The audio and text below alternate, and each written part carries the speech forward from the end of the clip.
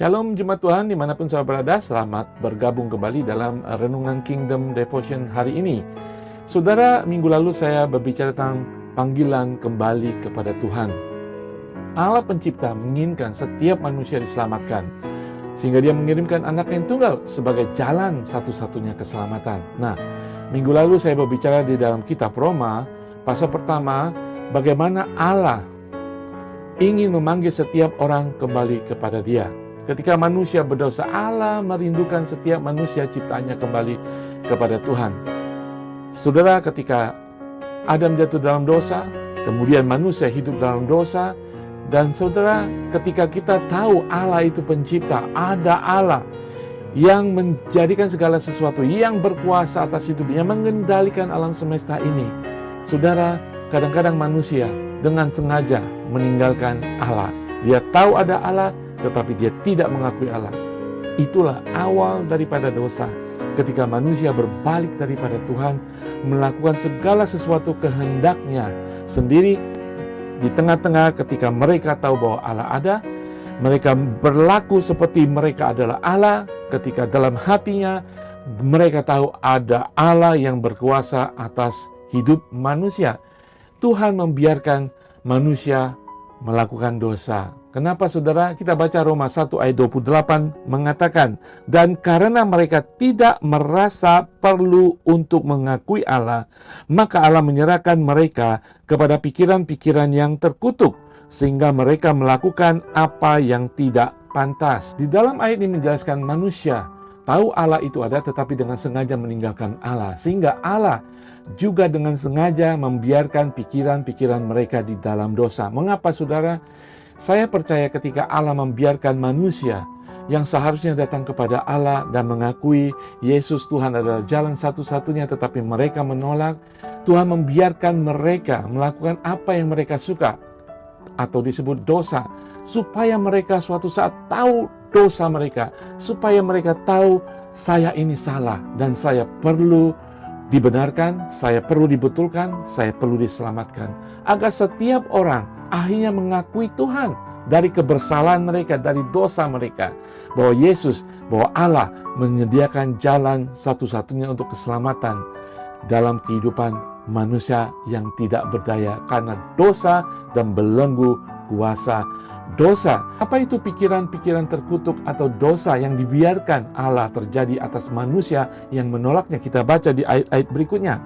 Penuh dengan rupa-rupa kelaliman, kejahatan, keserakaan dan kebusukan, penuh dengan dengki, pembunuhan, perselisihan, tipu muslihat dan kefasikan.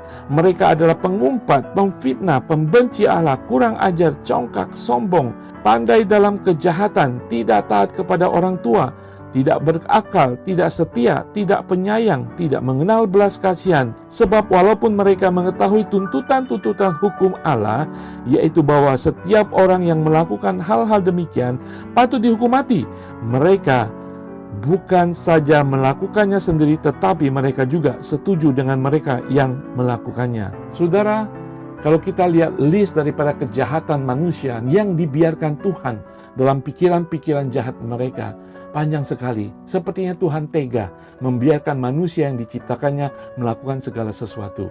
Tetapi kita harus tahu, karena mereka mengetahui kekuasaan yang paling tinggi, tetapi mereka mengabaikannya.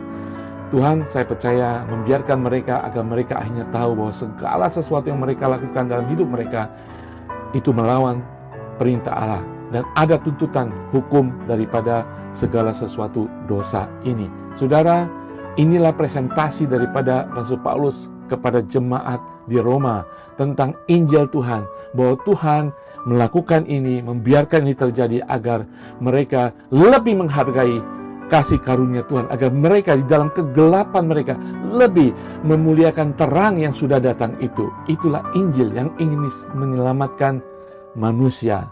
Saudara, judul renungan hari ini, supaya kita tahu bahwa kita salah.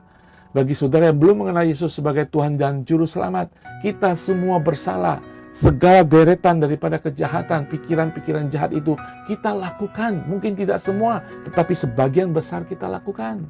Saudara, Saudara perlu Tuhan. Dia sudah menyerahkan anaknya untuk menyelamatkan saudara, sehingga saudara terlepas dari pikiran-pikiran jahat ini. Bagi saudara yang sudah diselamatkan, saudara jangan biarkan list pikiran-pikiran jahat ini masuk kembali dalam kehidupan kita. Kuasa Roh Kudus ada dalam kehidupan saudara, dia mengawal saudara agar semua hal-hal ini dihindari dari saudara. Karena saudara sudah mengenal Tuhan, hiduplah di dalam Tuhan. Saudara, bagi saudara yang belum di dalam Tuhan, saudara perlu tahu suara hati saudara di dalam kehidupan saudara. Saudara tahu ada Tuhan dalam kehidupan saudara. Lepaskan segala kejahatan, pikiran-pikiran jahat ini. Terima Tuhan untuk disucikan, dikuduskan, dibenarkan di dalam Yesus Kristus yang sudah berkorban di salib bagi saudara dan saya. Mari kita berdoa. Bapa di surga, Tuhan ampuni kami ketika kami melakukan banyak kesalahan-kesalahan menentang kuasa ilahi ini, kuasa pencipta ini. Tuhan, kami bersyukur Tuhan sampai kami tahu bahwa kami ini salah. Kami tidak hanya menerima Engkau sebagai pencipta, kami ingin menerima Engkau sebagai penebus kami dan juga pemelihara kehidupan kami. Bawa kami Tuhan untuk bertekuk lutut di hadapan-Mu untuk menerima dan mengakui bahwa Yesus adalah Tuhan dan Juru Selamat dan satu-satu jalan untuk membawa kami kepada Engkau kembali di dalam nama Tuhan Yesus. Haleluya. Amin. Tuhan Yesus berkati semua.